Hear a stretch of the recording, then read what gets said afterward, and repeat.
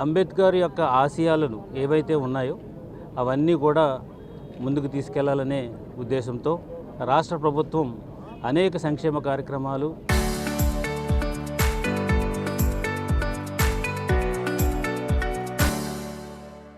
ఈ ఎస్సీస్కి ఎస్టీస్కి అందరికీ కూడా బీసీస్కి అందరికీ కూడా ఇంప్లిమెంట్ చేయడం జరుగుతుంది.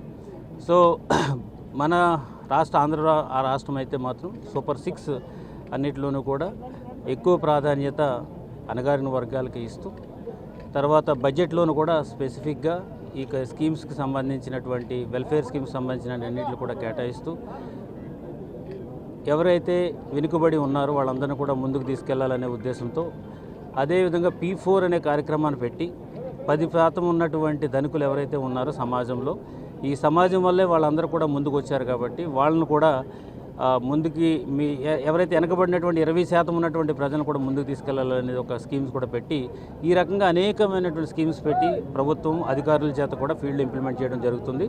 అందులో భాగంగానే ఈరోజు మనము ఈ అంబేద్కర్ యొక్క జన్మదినం జరుపుకుంటున్నప్పుడు కూడా మనం ఇప్పుడు కూడా ఆలోచించవలసింది ఏంటంటే ఈజ్ అన్ ఇంక్లూజివ్ పర్సన్, అందరూ కూడా కలిసి ఉండాలి, ప్రోగ్రెసివ్గా ఎదగాలని ఒక పెద్ద నినాదంతో ఆయన రాజ్యాంగం రాయడంతో హక్కులు ఇవ్వడంతోనే పాటు సూచనలు కూడా చేశారు. ఆ సూచనలందరూ కూడా మనం ఆయన జన్మదిన టైంలో అందరూ ప్రతి ఒక్కరు కూడా గుర్తుపెట్టుకుని సమాజం కోసమే ఏదైతే ఆయన ఆశించాడో అందరూ కూడా ఆ మార్గంలో నడవాలని కోరుకుంటున్నాను.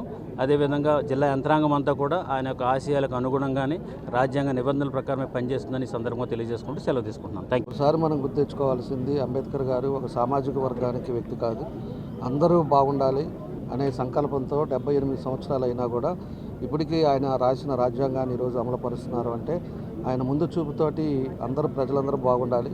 ప్రజలు అనేక కులాలు అనేక విధాలుగా ఉన్నా కూడా అందరూ బాగుండేటట్టుగా ఆ రోజుల్లోనే ఆయన రాజ్యాంగాన్ని సృష్టించిన మహో వ్యక్తి అంబేద్కర్ గారు అని కూడా ఈ సందర్భంగా తెలియజేస్తున్నాం. కాబట్టే మన దేశంలో ఎవరి విగ్రహాల కంటే అందరికంటే ఎక్కువ ఉండే విగ్రహాలు ఉండేది అంబేద్కర్ గారిది.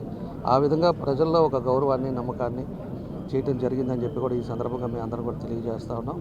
కాబట్టి మా ప్రభుత్వం కూడా అంబేద్కర్ గారి విధి విధానాలని ఈ రోజుకి కొనసాగిస్తాం.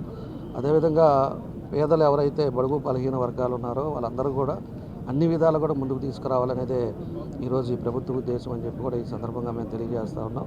కాబట్టి అంబేద్కర్ గారు ఏదైతే రాజ్యాంగంతో పాటు ఆయన చేసిన విధానాలను కూడా మనం అందరం కూడా గుర్తించుకోవాలి, ఆయన అనుచరులతో మనం పాటించాలని చెప్పి కూడా ఈ సందర్భంగా మేము అందరం కూడా కోరుకుంటూ భవిష్యత్తులో కూడా తప్పకుండా కూడా ఆయన సూచనలు విధానాలని మా ప్రభుత్వం పాటిస్తుందని చెప్పి కూడా మేము అందరం పాటిస్తామని చెప్పి కూడా తెలియజేస్తున్నాం.